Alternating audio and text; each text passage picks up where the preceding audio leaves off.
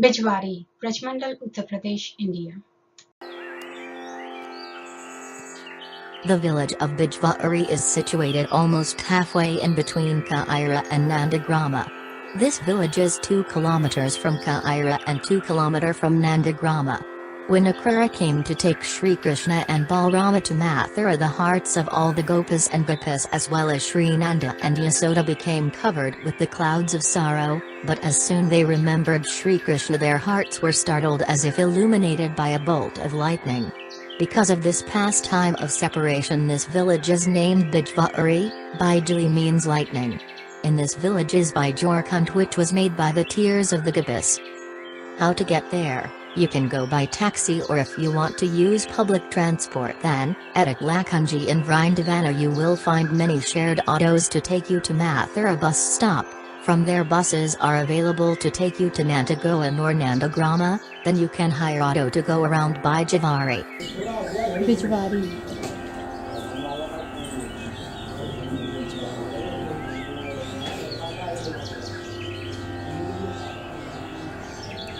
Bijvari.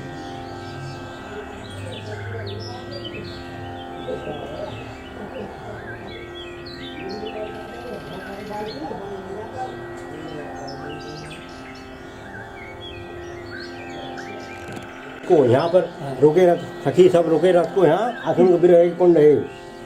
क्या बोलते हैं उसको? बिछोर कुंड अलग, बिछोर बने अलग बना, भगवान से अलग हो गया सखी। हाँ, हाँ, इनका आसन को कुंड है सामने। अच्छा, आसनों से बना हुआ कुंड। नैन सरोवर। गोपियों के आंसुओं को ये सरोवर है। अच्छा, गोपी ने रोक रही थी महाराज जी। महाराज, अच्छा। मानते हैं। रो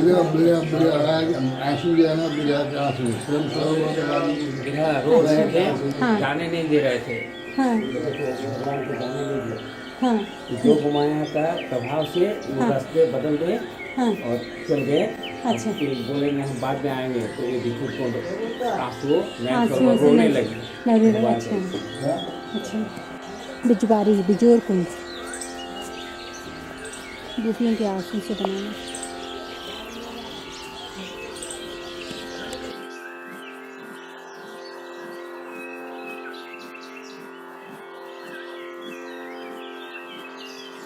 His Divine Grace Srila Prabhupada explains the beautiful pastime.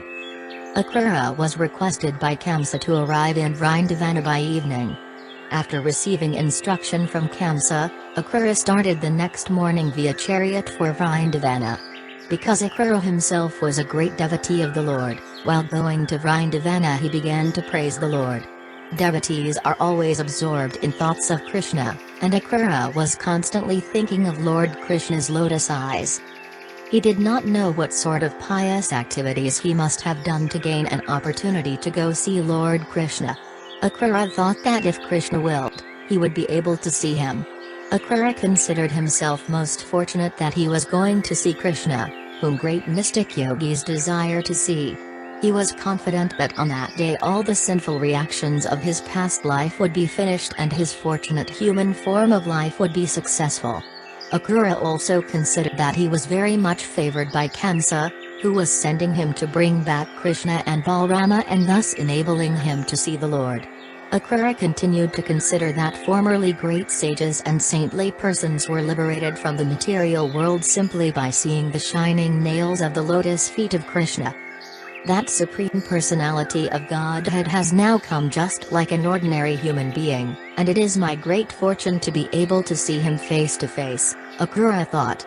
He was thrilled with expectations of seeing the very lotus feet which are worshipped by great demigods like Brahma, Narada, and Lord Shiva, which traverse the ground of Vrindavana and which touch the breasts of the gopis covered with tinges of kumkuma. He thought, I am so fortunate that I will be able to see those very lotus feet on this day, and certainly I shall be able to see the beautiful face of Krishna, which is marked on the forehead and the nose with tilaka.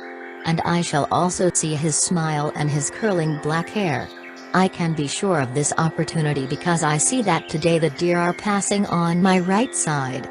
Today it will be possible for me to actually see the beauty of the spiritual kingdom of Vaishanya Loka because Krishna is the supreme Vishnu, and he has invented himself out of his own goodwill. He is the reservoir of all beauty, therefore my eyes will be filled today. Akrura knew beyond doubt that Lord Krishna is the Supreme Vishnu. Lord Vishnu glances over the material energy, and thus the cosmic manifestation comes into being. And although Lord Vishnu is the creator of this material world, he is free, by his own energy, from the influence of material energy. By his internal potency he can pierce the darkness of material energy. Similarly, Krishna, the original Vishnu, by expansion of his internal potency, created the inhabitants of Vrindavana. In the Brahma Samhita it is also confirmed that the paraphernalia and the abode of Krishna are expansions of his internal potency. The same internal potency is exhibited on earth as Vrindavana, where Krishna enjoys himself with his parents and in the company of his friends, the cowherd boys and gopis. By the statement of Akrura, it is clear that, since Krishna is transcendental to the modes of material nature, the inhabitants of Vrindavana, who are engaged in loving service of the Lord, are also transcendental. Akrura also considered the necessity of the transcendental pastimes of the Lord. He thought that the transcendental activities, instructions, qualities and pastimes of Krishna are all for the good fortune of people in general. The people can remain constantly in Krishna consciousness by discussing the Lord's transcendental form, qualities, pastimes, and paraphernalia. By doing so, the whole universe can actually live auspiciously and advance peacefully. But without Krishna consciousness, civilization is but a decoration for a dead body. A dead body may be decorated very nicely, but without consciousness such decorations are useless. Human society without Krishna consciousness is useless and lifeless. Akrura thought that Supreme Personality of Godhead, Krishna, has now appeared as one of the descendants of the Yadu dynasty. The principles of religion are his enacted laws. Those who are abiding by such laws are the demigods, and those who are not abiding are demons. He has invented himself to give protection to the demigods, who are very obedient to the laws of the Supreme Lord. The demigods and the devotees of the Lord take pleasure in abiding by the laws of Krishna, and Krishna takes pleasure in giving them all sorts of protection. These activities of Krishna, his protection of the devotees and killing the demons, as confirmed in the Bhagavad Gita, are always good for men to hear and narrate. The glorious activities of the Lord will ever increasingly be chanted by the devotees and demigods. Krishna, the Supreme Personality of Godhead, is the spiritual master of all spiritual masters. He is the deliverer of all fallen souls and the proprietor of the three worlds. Anyone is able to see him by eyes smeared with love of Godhead. Today I shall be able to see the Supreme Personality of Godhead, who by his transcendental beauty has attracted the goddess of fortune to live with him perpetually. As soon as I arrive in Vrindavana, I will get down from this chariot and fall prostrate to offer my obeisances to the Supreme Lord, the Master of material nature and all living entities. The lotus feet of Krishna are always worshipped by great mystic yogis, so I shall also worship his lotus feet and become one of his friends in Vrindavana like the cowherd boys. When I bow down before Lord Krishna in that way, certainly he will place his fearless lotus hand on my head. His hand is offered to all conditioned souls who take shelter under his lotus feet. Krishna is the ultimate goal of life for all people who fear material existence, and certainly when I see him he will give me the shelter of his lotus feet. I am aspiring for the touch of his lotus-like hands on my head. In this way Akrura expected blessings from the hand of Krishna. He knew that Indra, who is the king of heaven and the master of the three worlds, the upper, middle, and lower planetary systems, was blessed by the Lord simply for his offering a little water which Krishna accepted. Similarly, Bali Maharaja gave only 3 feet of land in charity to Vamanadeva, and he also offered a little water which Lord Vamanadeva accepted, and thereby Bali Maharaja attained the position of Indra. When the gopis were dancing with Krishna in the Rasa dance, they became fatigued, and Krishna smeared his hand, which is as fragrant as a lotus flower, over the pearl-like drops of perspiration on the faces of the gopis, and immediately they became refreshed. Thus Akrura was expecting benediction from that supreme hand of Krishna. Krishna's hand is capable of bestowing benediction to all kinds of men if they take to Krishna consciousness. If one wants material happiness like the King of Heaven, he can derive that benediction from the hand of Krishna. If one wants liberation from the pangs of material existence, he can also get benediction from the hand of Krishna, and if one in pure transcendental love for Krishna wants personal association and the touch of his transcendental body, he can also gain benediction from his hand. Akrura was afraid, however, of being deputed by Kamsa, the enemy of Krishna. He thought, I am going to see Krishna as a messenger of the enemy. And at the same time, he thought, Krishna is in each and everyone's heart as the super soul, so he must know my heart. Although Akrura was trusted by the enemy of Krishna, his heart was clear. He was a pure devotee of Krishna. He risked Kamsa's wrath just to meet Krishna. He was certain that although he was going as a representative of Kamsa, Krishna would not accept him as an enemy. Even though I am on a sinful mission, being deputed by Kamsa, when I approach the Supreme Personality of Godhead, I shall stand before him with all humility and folded hands. Surely, he will be pleased with my devotional attitude, and maybe he will smile lovingly and look upon me and thereby free me from all kinds of sinful reaction. I shall then be on the platform of transcendental bliss and knowledge. Since Krishna knows my heart, certainly when I approach him, he will embrace me. I am not only one of the members of the Yadu dynasty, but I am an unalloyed pure devotee. By his merciful embrace, my body, my heart and soul will be completely cleansed of the actions and reactions of my past life. When our bodies touch, I will immediately stand up with folded hands, with all humility. Certainly Krishna and Balarama will call me, Akrura, uncle, and at that time my whole life will be glorious. Unless one is recognized by the Supreme Personality of Godhead, his life cannot be successful. It is clearly stated here that one should try to be recognized by the Supreme Personality of Godhead by one's service and devotion, without which the human form of life is condemned. As stated in the Bhagavad Gita, the Supreme Lord, Personality of Godhead, is equal to everyone. He has no friends and no enemies. But he is inclined to a devotee who renders him service with devotional love. The Bhagavad Gita also declares that the Supreme Lord is responsive to the devotional service rendered by the devotee. Akrura thought that Krishna was like the desire tree in the heavenly planets which gives fruit according to the desire of the worshipper. The Supreme Personality of Godhead is also the source of everything. A devotee must know how to render service unto him and thus be recognized by him. In the Chaitanya Charitamrita it is therefore explained that one should serve both the spiritual master and Krishna simultaneously and in that way make progress in Krishna consciousness. Service rendered to Krishna under the direction of the spiritual master is bona fide service because the spiritual master is the manifested representative of Krishna. Sri Visvanatha Chakravarti Thakur says that when one satisfies the spiritual master, he satisfies the Supreme Lord. It is exactly like service in a government office. One has to work under the supervision of the departmental head. If the supervisor of the department is satisfied with the service of a particular person, a promotion and increase in pay will automatically come.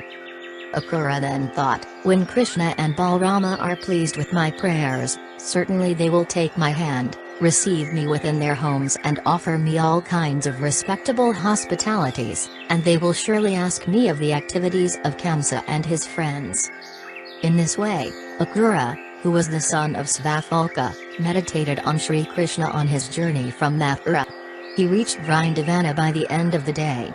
Akrura passed the whole journey without knowing how long it took. When he reached Vrindavana, the sun was setting.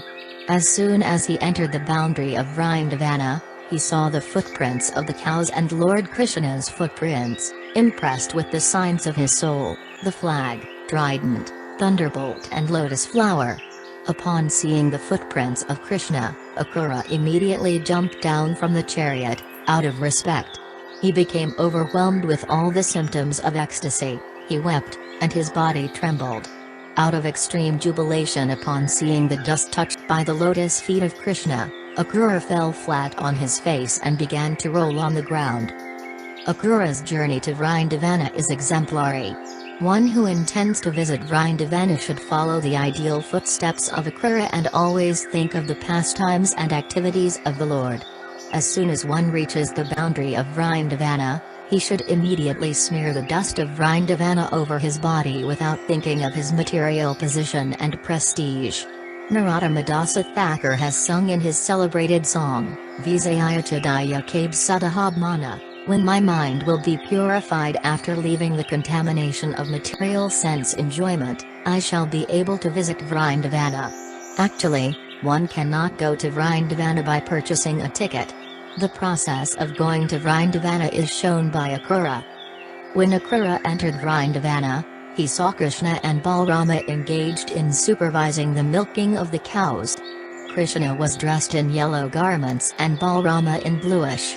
Akrura also saw that Krishna's eyes were exactly like the beautifully grown lotus flower of the autumn season. He saw both Krishna and Balarama in the spring of their youth. Although both were similar in bodily features, Krishna was blackish in complexion, whereas Balarama was whitish. Both were the shelter of the goddess of fortune. They had well-constructed bodies, beautiful hands and pleasing faces, and they were as strong as elephants.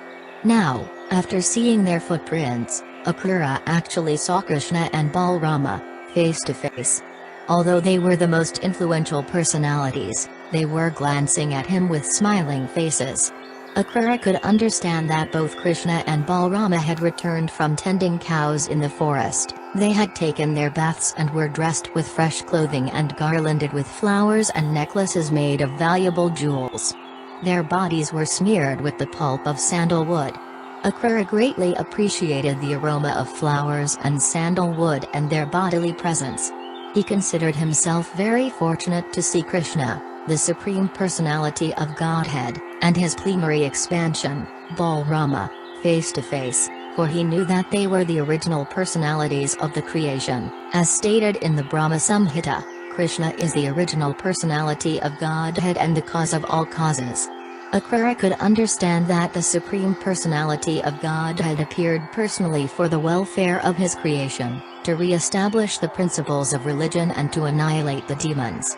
With their bodily effulgence, the brothers were dissipating all the darkness of the world, as if they were mountains of sapphire and silver. Without hesitating, Akrura immediately got down from his chariot and fell flat, just like a rod, before Krishna and Balarama. Upon touching the lotus feet of the Supreme Personality of Godhead, he became overwhelmed with transcendental bliss, his voice choked up and he could not speak. Due to Krishna's transcendental presence, incessant torrents of tears fell from his eyes. He remained stunned in ecstasy, as if devoid of all powers to see and speak. Lord Krishna, who is very kind to his devotees, raised Akrura with his hand and embraced him. It appeared that Lord Krishna was very pleased with Akrura. Balarama also embraced Akrura. Taking him by the hand, Krishna and Balarama brought him to their sitting room where they offered him a very nice sitting place and water for washing his feet. They also worshipped him with suitable presentations of honey and other ingredients. When Akrura was thus comfortably seated, both Krishna and Balarama offered him a cow in charity and then brought very palatable dishes of eatables, and Akrura accepted them. When Akrura finished eating, Balarama gave him betel nut and spices, as well as pulp of sandalwood, just to make him more pleased and comfortable. The Vedic system of receiving a guest was completely observed by Lord Krishna himself to teach all others how to receive a guest at home. It is a Vedic injunction that even if a guest is an enemy, he should be received so well that he does not apprehend any danger from the host. If the host is a poor man, he should at least offer a straw mat as a sitting place and a glass of water to drink. Krishna and Balarama welcomed Akrura just befitting his exalted position. After Akrura was thus properly received and seated, Nanda Maharaja, the foster father of Krishna, said, "My dear Akrura, what shall I inquire from you? I know that you are being protected by Kamsa, who is most cruel and demoniac. His protection is just like the slaughterhouse keeper's protection of animals he will kill in the future.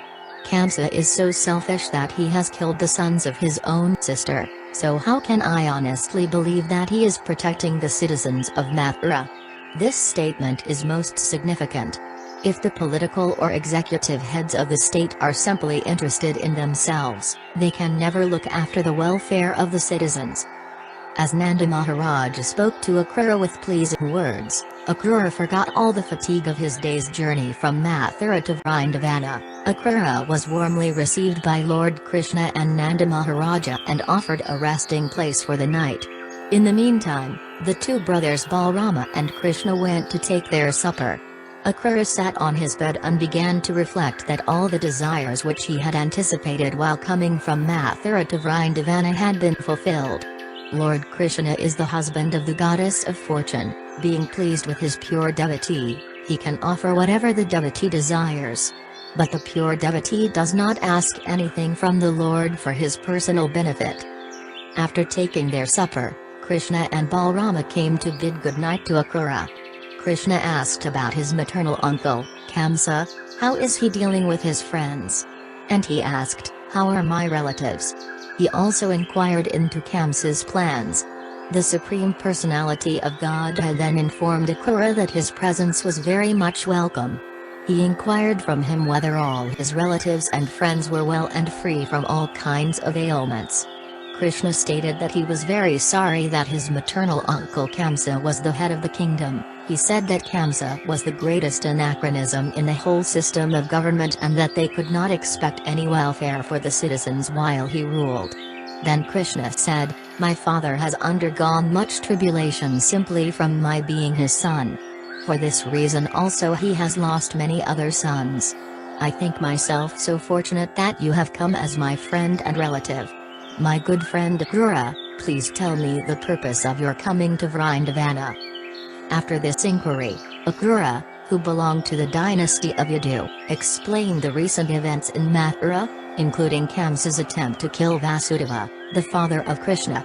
He related the things which happened after the disclosure by Narada that Krishna was the son of Vasudeva. Sitting by him in the house of Nanda Maharaja, Akrura narrated all the stories regarding Kamsa. He told how Narada met Kamsa and how he himself was deputed by Kamsa to come to Vrindavana. Akrura explained to Krishna that Narada had told Kamsa all about Krishna's being transferred from Mathura to Vrindavana just after his birth and about his killing all the demons sent by Kamsa. Akrura then explained to Krishna the purpose of his coming to Vrindavana, to take him back to Mathura. After hearing of these arrangements, Balarama and Krishna, who are very expert in killing opponents, mildly laughed at the plans of Kamsa. They asked Nanda Maharaja to invite all the cowherd boys to go to Mathura to participate in the ceremony known as Danar Yajna. Kamsa wanted them all to go there to participate in the function. On Krishna's word, Nanda Maharaja at once called for the cowherd boys and asked them to collect all kinds of milk preparations and milk to present in the ceremony. He also sent instructions to the police chief of Vrindavana to tell all the inhabitants about Kamsa's great Danar Yajna function and invite them to join. Nanda Maharaja informed the cowherd boys that they would start the next morning. They therefore arranged for the cows and bulls to carry them all to Mathura. When the gopis saw that Akrura had come to take Krishna and Balarama away to Mathura, they became overwhelmed with anxiety. Some of them became so aggrieved that their faces turned black, and they began to breathe warmly and had palpitations of the heart. They discovered that their hair and dress immediately loosened. Hearing the news that Krishna and Balarama were leaving for Mathura, others who were engaged in household duties stopped working as if they had forgotten everything, like a person who is called forth to die and leave this world at once. Others immediately fainted due to separation from Krishna.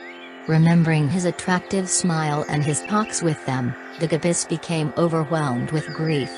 They all remembered the characteristics of the personality of Godhead, how he moved within the area of Vrindavana and how, with joking words, he attracted all their hearts.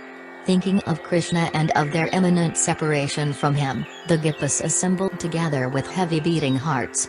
Completely absorbed in thought of Krishna, tears fell from their eyes. They began to converse as follows. O Providence, you are so cruel. It appears that you do not know how to show mercy to others. By your arrangement, friends contact one another, but without fulfilling their desires you separate them. This is exactly like children's play that has no meaning. It is very abominable that you arrange to show us beautiful Krishna, whose bluish curling hair beautifies his broad forehead and sharp nose, who is always smiling to minimize all contention in this material world, and then arrange to separate him from us. O Providence, you are so cruel. But most astonishingly you appear now as Akrura, which means not cruel. In the beginning we appreciated your workmanship in giving us these eyes to see the beautiful face of Krishna, but now, just like a foolish creature, you are trying to take out our eyes so we may not see Krishna here again. Krishna, the son of Nanda Maharaja, is also very cruel. He must always have new friends, he does not like to keep friendship for a long time with anyone. We gopas of Vrindavana, having left our homes, friends, and relatives, have become Krishna's maidservants, but he is neglecting us and going away. He does not even look upon us, although we are completely surrendered unto him. Now all the young girls in Mathura will have the opportunity. They are expecting Krishna's arrival, and they will enjoy his sweet smiling face and will drink its honey. Although we know that Krishna is very steady and determined, we are threatened that as soon as he sees the beautiful faces of the young girls in Mathura, he will forget himself. We fear he will become controlled by them and will forget us, for we are simple village girls. He will no longer be kind to us. We therefore do not expect Krishna to return to Vrindavana. He will not leave the company of the girls in Mathura. The gopas began to imagine the great functions in the city of Mathura. Krishna would pass through the streets, and the ladies and young girls of the city would see him from the balconies of their respective houses. Mathura city contained different communities, known then as Dazarha, Bhoja, Andaka, and Satvada. All these communities were different branches of the same family in which Krishna appeared, namely the Yadu dynasty. They were also expecting the arrival of Krishna. It had already been ascertained that Krishna, who is the rest of the goddess of fortune and reservoir of all pleasure and transcendental qualities, was going to visit Mathura city. The gopas then began to condemn the activities of Akrura. They stated that he was taking Krishna, who was more dear than the dearest to them and who was the pleasure of their eyes. He was being taken from their sight without their being informed or solaced by Akrura. Akrura should not have been so merciless but should have taken compassion on them. The gopas went on to say, the most astonishing feature is that Krishna, the son of Nanda, without consideration, has already seated himself on the chariot. From this it appears that Krishna is not very intelligent. Yet he may be very intelligent but he is not very civilized.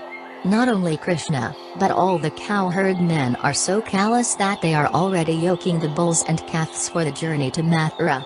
The elderly persons in Vrindavana are also merciless, they do not take our plight into consideration and stop Krishna's journey to Mathura. Even the demigods are very unkind to us, they are not impeding his going to Mathura. The gopas prayed to the demigods to create some natural disturbance, such as a hurricane, storm or heavy rainfall, so that Krishna could not go to Mathura. They then began to consider, despite our elderly parents and guardians, we shall personally stop Krishna from going to Mathura. We have no other alternative than to take this direct action. Everyone has gone against us to take away Krishna from our sight. Without him we cannot live for a moment. The gopas thus decided to obstruct the passage through which the chariot of Krishna was supposed to pass. They began to talk among themselves, we have passed a very long night which seemed only a moment engaged in the rasa dance with Krishna. We were looking at his sweet smile and were embracing and talking. Now, how shall we live even for a moment if he goes away from us? At the end of the day, in the evening, along with his elder brother Balarama, Krishna would return home with his friends. His face would be smeared with the dust raised by the hooves of the cows, and he would smile and play on his flute and look upon us so kindly. How shall we be able to forget him? How shall we be able to forget Krishna, who is our life and soul? He has already taken away our hearts in so many ways throughout our days and nights, and if he goes away, there is no possibility of our continuing to live. Thinking like this, the gopis became more and more grief-stricken at Krishna's leaving Vrindavana. They could not check their minds, and they began to cry loudly, calling the different names of Krishna, "Oh dear Damodara! Dear Madhava!" The gopis cried all night before the departure of Krishna. As soon as the sun rose, Akrura finished his morning bath, got on the chariot and began to start for Mathura with Krishna and Balarama. Nanda Maharaja and the cowherd men got up on bullock carts, after loading them with milk preparations, such as yogurt, milk, and ghee, filled in big earthen pots, and began to follow the chariot of Krishna and Balarama. In spite of Krishna's asking them not to obstruct their way, all the gopis surrounded the chariot and stood up to see Krishna with pitiable eyes. Krishna was very much affected upon seeing the plight of the gopis, but his duty was to start for Mathura, for this was foretold by Narada. Krishna, therefore, consoled the gopis. He told them that they should not be aggrieved, he was coming back very soon after finishing his business. But they could not be persuaded to disperse. The chariot, however, began to head west, and as it proceeded, the minds of the gopis followed it as far as possible. They watched the flag on the chariot as long as it was visible, finally they could only see the dust of the chariot in the distance. The gopis did not move from their places but stood until the chariot could not be seen at all. They remained standing still, as if they were painted pictures. All the gopis decided that Krishna was not returning immediately, and with greatly disappointed hearts, they returned to their respective homes. Being greatly disturbed by the absence of Krishna, they simply thought all day and night about his pastimes and thus derived some consolation. The Lord, accompanied by Akrura and Balarama, drove the chariot with great speed towards the bank of the Yamuna. In this village is Bijore kund, which was made by the tears of the gopis. Bijvari.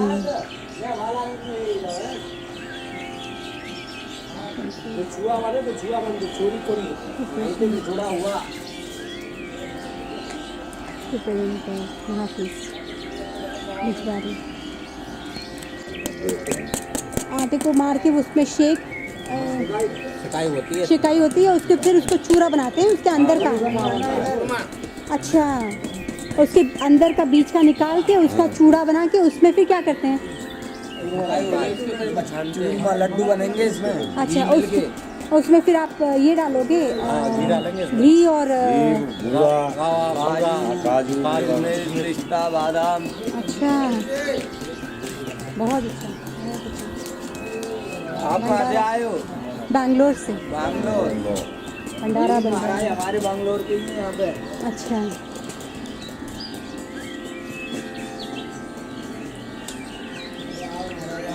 महाराज आगे अच्छा। Whenever I upload new video, I update homepage glories of Holy Dhamma of my website vatikindustan.org and also under menu. You can also press the YouTube subscribe button to receive notification. I am thankful to my subscribers and viewers for their support in my small devotional service for Srila Prabhupada. All glories to Srila Prabhupada. All glories to Sri Guru and Sri Gauranga.